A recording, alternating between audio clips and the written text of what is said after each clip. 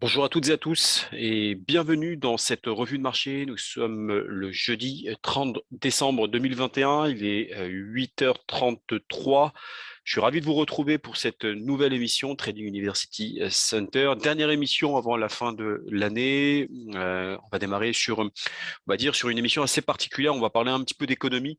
On va faire plutôt le bilan économique et financier de 2021 avec une année je dirais, exubérante. Elle porte, je dirais, plutôt les stigmates, on va dire, des risques pour 2022. Alors, ce que je vais vous montrer, c'est un peu aussi les différents, les dires d'un économiste que j'apprécie beaucoup et qui est excellent, que je vous recommande d'ailleurs. Il s'agit de Marc Toiti qui a dit des choses extrêmement intéressantes. Et après, on passera bien sûr sur la partie technique. Alors, attention, avant d'aborder bien sûr cette séance, les marchés seront en partie fermés demain sur certains actifs, une grande majorité des actifs, que ce soit les actions d'entreprise, que ce soit également les indices boursiers. Voilà, ça bien évidemment, je vous recommanderais à tous de prendre contact avec vos chargés de compte, et notamment pour voir les horaires. Avant de démarrer cette émission, bien sûr, je laisse prendre comme chaque matin connaissance de l'avertissement légal sur les risques et on va démarrer cette émission.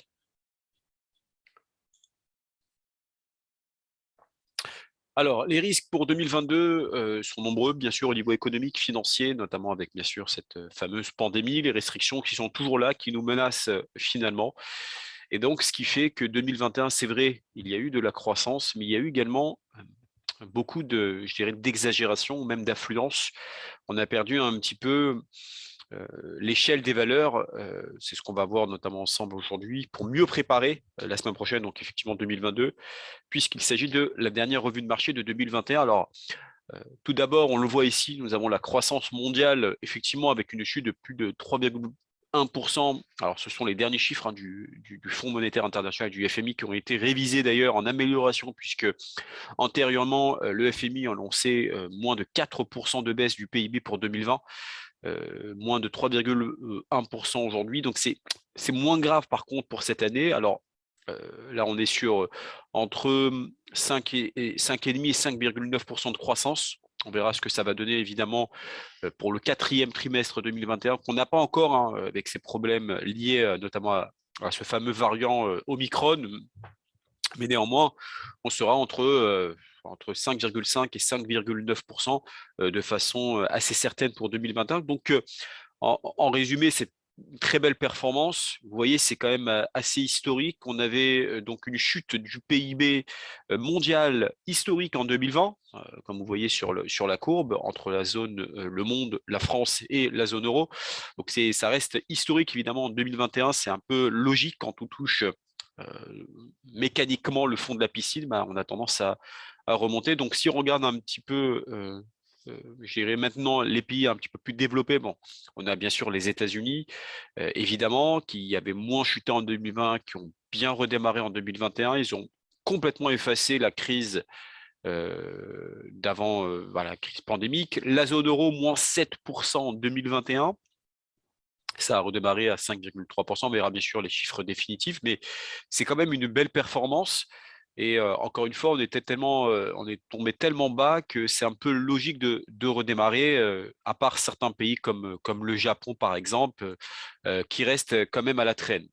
Alors si maintenant je dirais, on regarde un petit peu plus, on met un zoom un petit peu plus sur la partie Europe, et plus précisément donc dans la zone euro, bien on a quand même une surprise en réalité en 2021, c'est l'Allemagne.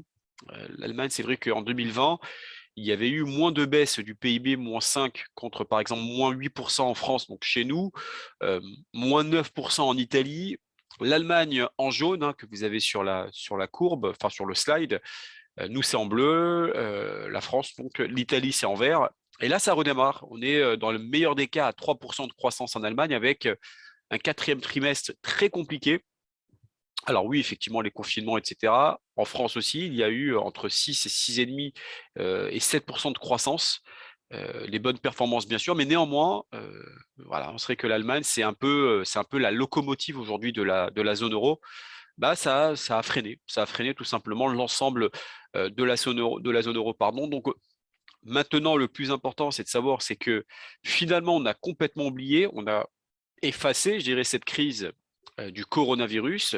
Et pour savoir, il faut simplement regarder où est le PIB donc au quatrième trimestre de 2019, donc avant le coronavirus, et où il est aujourd'hui. C'est là où il est important de voir les chiffres du troisième trimestre, parce qu'on n'a pas encore le quatrième trimestre 2021, mais néanmoins, on sera plus ou moins au même niveau, je vais vous dire. Hein. Pareil, hein, il y a une légère croissance pour le quatrième trimestre 2021, voire une petite baisse du PIB dans certains pays, par exemple en Allemagne, voire en France. Donc, voilà. Néanmoins, si on regarde un petit peu sur ce qui se passe à l'extérieur, donc en Chine par rapport au cas avant la pandémie, il faut savoir que le PIB chinois a augmenté de plus de 8,1%.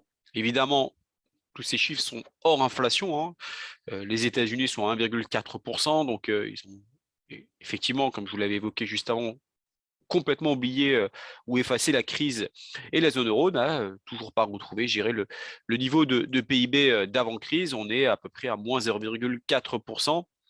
Voilà, si on regarde un petit peu plus chez nous, donc en France, et plus précisément donc la zone euro, malgré, je dirais, la pléthore de dépenses publiques, finalement, pour l'instant, il n'y a eu qu'un seul pays à sortir un petit peu la tête de l'eau, c'est surtout l'Irlande.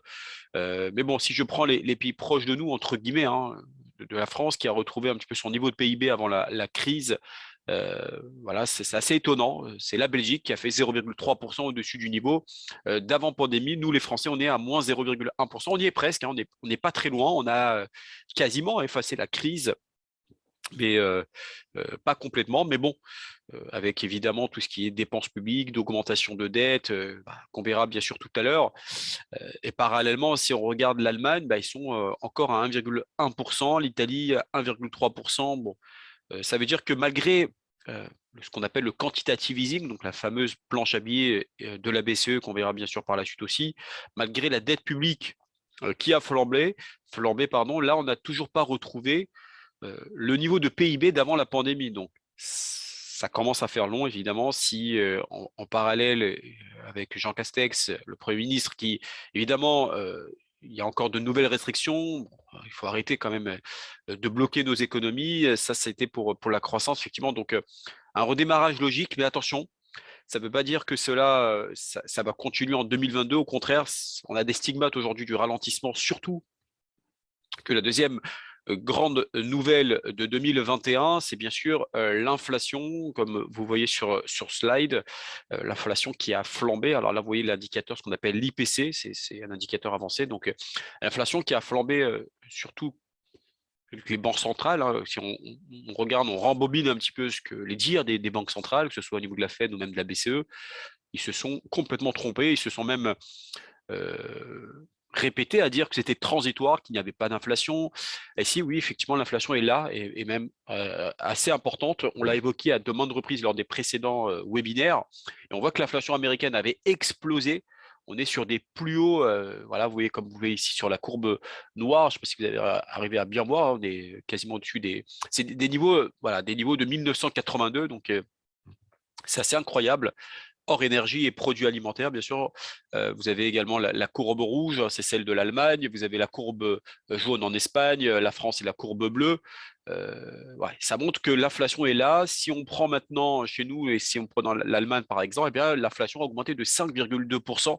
Ils sont des plus hauts depuis 1992 et sur les prix de la production. Donc ici que vous avez sur ce slide, c'est un indicateur, je dirais, avancé de l'inflation des plus hauts jamais vus depuis toujours, ouais, depuis qu'on a de nouvelles statistiques, depuis les années 40. Et bien voilà, l'inflation allemande sur les prix à la production, sur des sommets historiques, ça veut dire que l'inflation va continuer et donc ça limite évidemment la croissance. Pareil pour la France. Alors, avec pour l'instant, si on regarde un petit peu les chiffres de l'INSEE, de l'inflation, c'est plutôt plus ou moins correct. On est quasiment à 3%. Mais attention, les prix à la production, on n'y est pas. Ça continue à monter. On est sur des niveaux historiques là aussi en France. Ça veut dire que l'inflation va continuer de monter. Ça, c'est vraiment, vraiment le thème de l'année. C'est plutôt la mauvaise nouvelle de 2021. C'est qu'effectivement, on a injecté beaucoup de liquidités, mais le redémarrage n'a pas forcément. Le redémarrage, bon, il y a eu lieu, mais ça crée quand même une inflation énorme, des pénuries, pardon. Et évidemment, si encore on rebloque encore nos pays, ça va continuer à alimenter l'inflation. Ça, c'est extrêmement dangereux parce que en 2020, malgré la crise pandémique, il n'y avait pas d'inflation. Aujourd'hui, il y a non seulement un risque de ralentissement économique, une inflation qui est élevée et qui risque de se poursuivre. Voilà, c'est quand même assez particulier depuis ces derniers jours.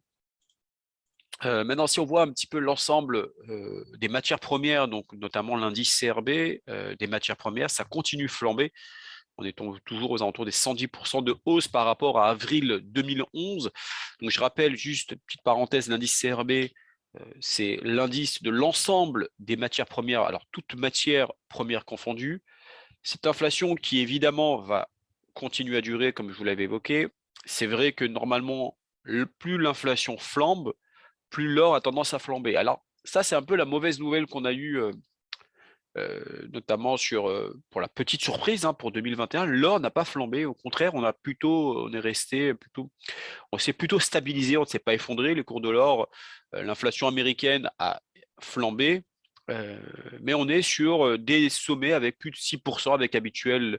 Lorsqu'on a une inflation qui flambe, l'or a tendance à flamber. Alors, quand une crise économique, voilà, il y a une crise économique, c'est effectivement ce qui s'est passé notamment en 2019-2020. Tout ça, ça a stabilisé l'or. L'or, bien sûr, qui reste toujours une valeur refuge, mais ça ne flambe plus malgré la hausse de l'inflation. Concernant le pétrole est reparti à la hausse. C'est vrai qu'on a eu une petite baisse. Néanmoins, on reste quand même sur des niveaux de 86 $ au plus haut depuis octobre 2021 sur le baril donc de la mer du Nord, du Brent du Royaume-Uni. On est redescendu aux alentours des 75 et là on revient vers les 78 à peu près. On est sur des niveaux de pétrole qui restent chers et l'ensemble des matières premières, notamment énergétiques, on voit le gaz aussi qui flambe. Donc ça veut dire que l'inflation va continuer, malheureusement. Et donc ça, c'est plutôt la mauvaise nouvelle de 2021. Alors je vous ai parlé tout à l'heure, donc bien sûr, de la planche à billets, et pourtant, effectivement, cette inflation va durer. Alors pourquoi elle dure? Alors, c'est la question qu'on se pose, parce qu'on a toujours effectué une planche à billets exceptionnellement élevée. Donc quand on voit les chiffres à regarder, notamment aux États-Unis, c'est-à-dire des chiffres à peu près de 1790 milliards de dollars de bilan de la Réserve fédérale américaine, donc 90% de la dette publique, donc c'est évidemment énorme quand on voit cette flambée de la planche à billets. Concernant la zone euro et la BCE, ça va encore plus loin, puisqu'on a évoqué une planche des chiffres à hauteur de 8 500 milliards d'euros, encore plus de 9 000 milliards de dollars, plus qu'aux États-Unis. Je n'ai pas les courbes en face de moi, mais si vous regardez les chiffres, et ça vous pouvez regarder bien sûr sur les chiffres sur Internet, vous allez avoir une courbe incroyable, la planche à billets qui explose. Et donc, aussi, ça c'est un peu le paradoxe, on n'arrive pas à retrouver la croissance forte, mais ça génère effectivement de l'inflation et surtout, ça alimente un petit peu les bulles financières. Ça, c'est, je dirais, la vraie nouvelle de 2021, puisqu'on est en plein dedans. La bourse continue de flamber, notamment en 2021. C'est vrai qu'on a eu de très très bonnes prévisions sur la croissance, sur l'inflation, sur la politique monétaire, sur notamment la parité euro-dollar.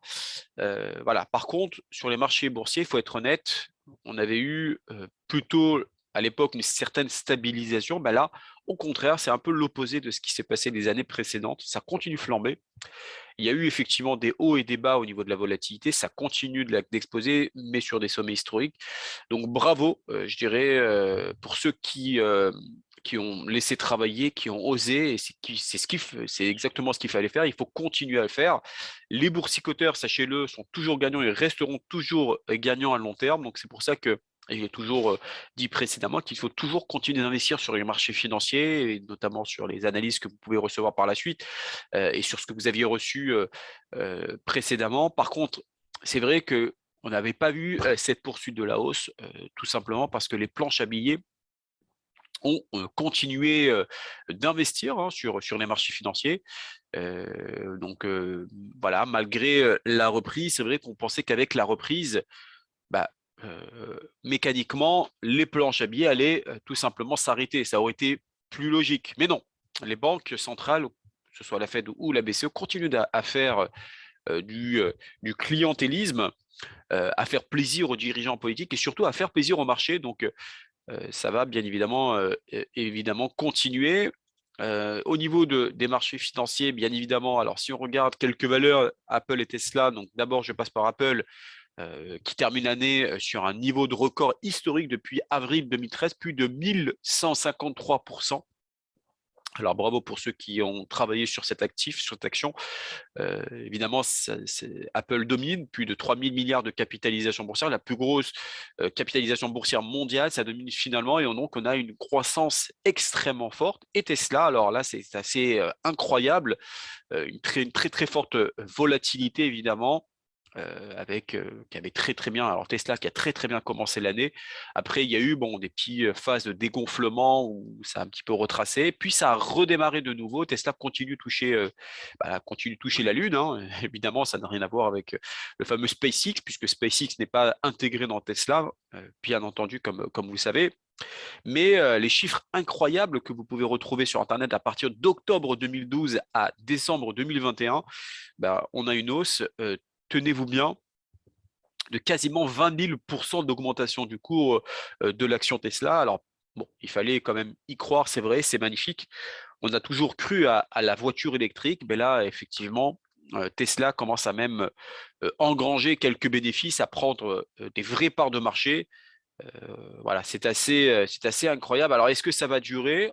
On verra, en tout cas, on verra bien, mais toujours cette bulle qui est alimentée, je vous en reparlerai bien sûr sur la partie technique, puisque c'est un actif que je vous mettrai sur le programme du jour. On avait également vu, notamment sur le marché d'échange, la parité la plus tradée, c'est l'euro-dollar, qui a fortement baissé en 2021. On se maintient aux alentours des 1,13 $ à peu près pour 1 euro. Ça va certainement continuer à baisser parce qu'il y a quand même des risques sur la zone euro, une croissance américaine qui est plus forte que chez nous, il y a une inflation plus forte, certes, des taux d'intérêt qui vont augmenter rapidement donc aux États-Unis, comme l'a annoncé la Réserve fédérale américaine, donc à 3 reprises pour 2022, entre 2 et 3 reprises pour 2022, alors que nous, d'après la présidente Christine Lagarde, on va maintenir les taux à zéro. Donc, il y a quand même ce spread et ce différentiel des taux d'intérêt qui va maintenir effectivement l'euro-dollar. Donc, voilà, c'est un peu notre prévision plutôt à la baisse. Donc, voilà, l'euro-dollar qui risque de continuer à baisser. Parallèlement, le vrai danger, en se rapportant un petit peu plus à nous, c'est l'explosion des dettes publiques. Alors, j'en ai souvent parlé lors des précédents webinaires, presque 3 000 milliards d'euros. On en reparlera bien sûr dans les prévisions par la suite, mais où s'arrêtera cette flambée de la dette en France? On ne sait pas. Il faudra bien sûr qu'à un moment ou à un autre, ça s'arrête. Là, c'est devenu vraiment du grand n'importe quoi finalement.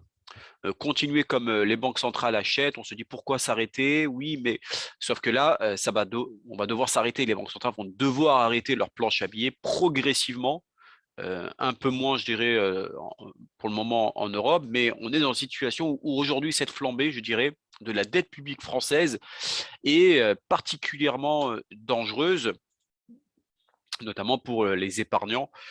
Ça, bien évidemment, il faudra être très, très, très vigilant par rapport à cette fameuse dette publique. Et pour terminer, justement, c'est qu'effectivement, on a quand même une bonne nouvelle. Voilà, une bonne nouvelle sur les taux longs, c'est que les taux d'intérêt commencent un petit peu à augmenter. Donc là, c'est les taux d'intérêt à 10 ans de la dette publique allemande. On était à moins 0,6%.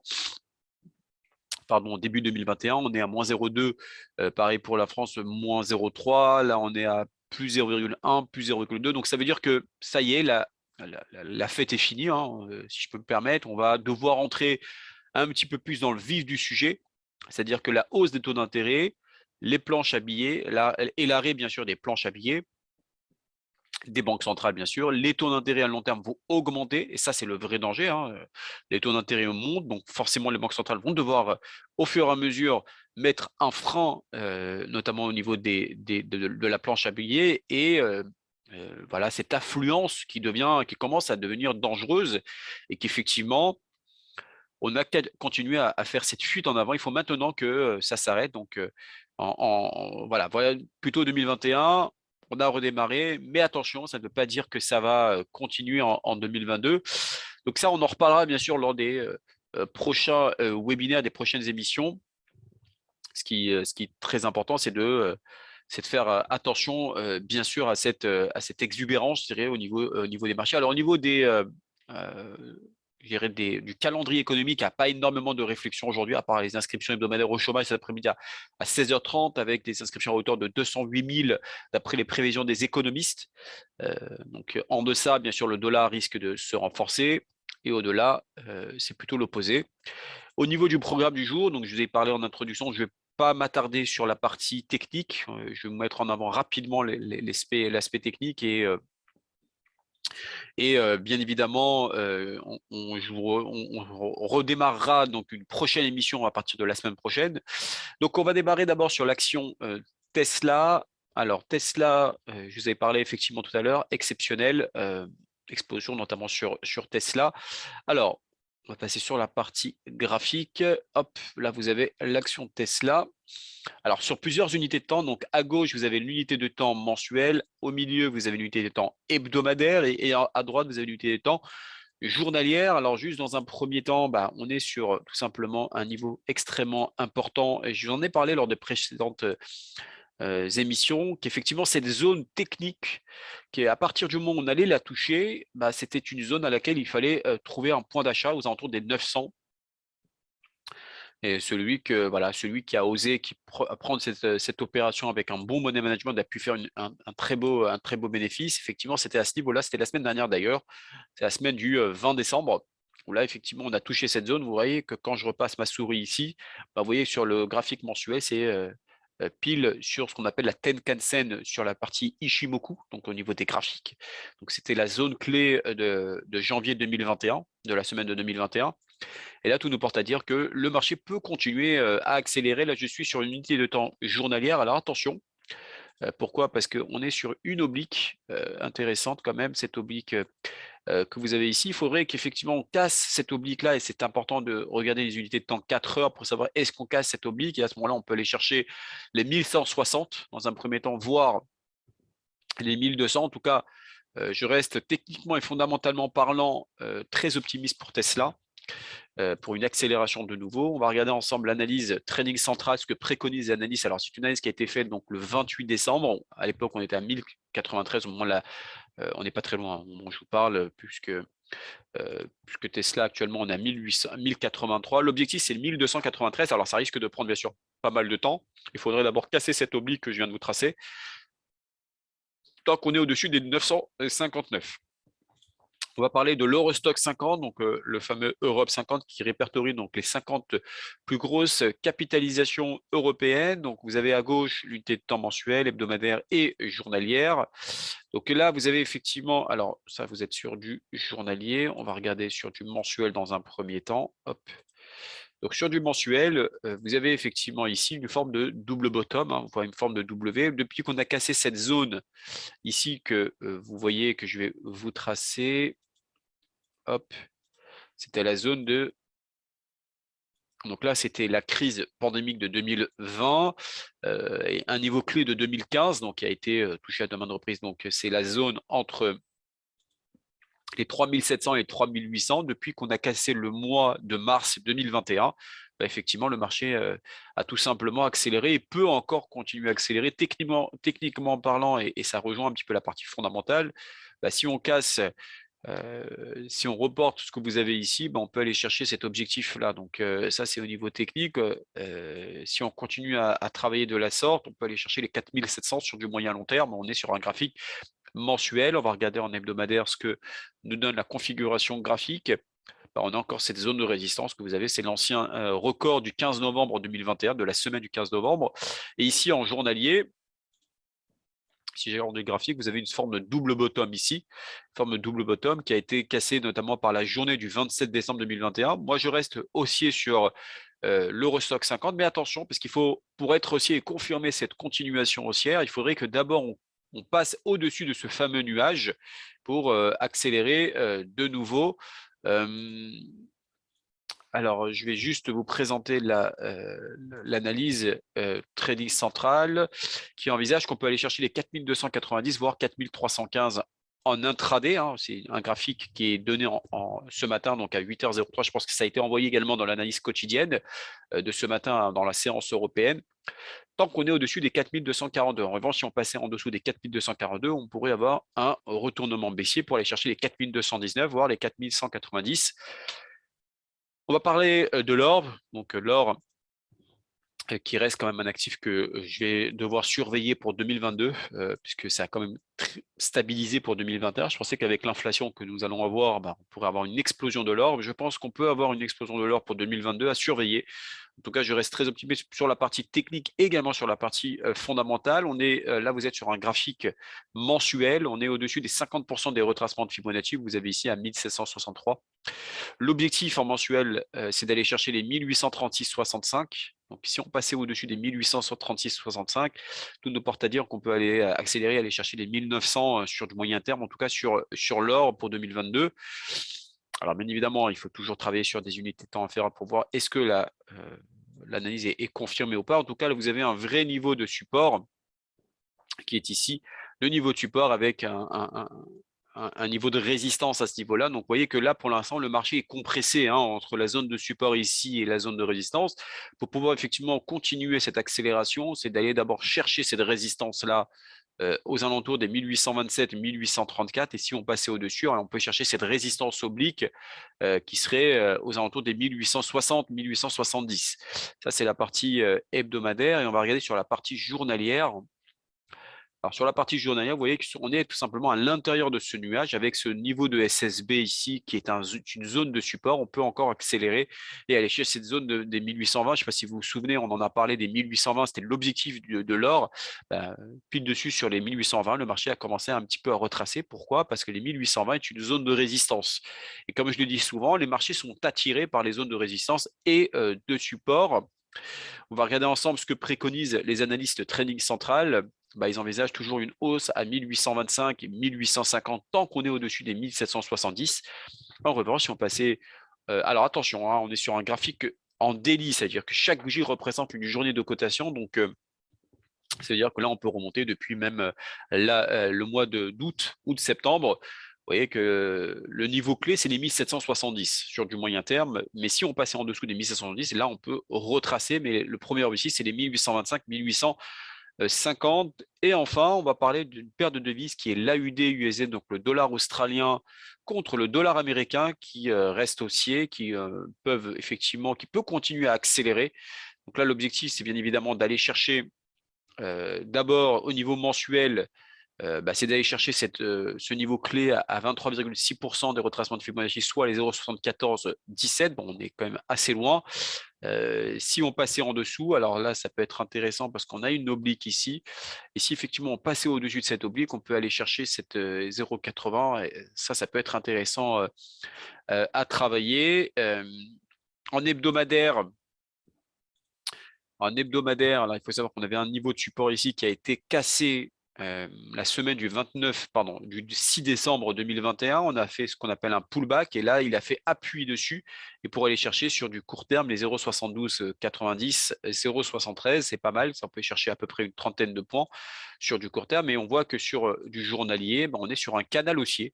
On voit que le canal haussier est là avec des points d'appui ici, des creux qui sont de plus en plus hauts. On voit ici la zone de support que je vous ai tracée en hebdomadaire qui a été franchie le 22 décembre 2021. Tout nous porte à dire qu'on peut aller chercher 0,73, 0,7330 sur du court terme. En plus, on n'est pas suracheté ici.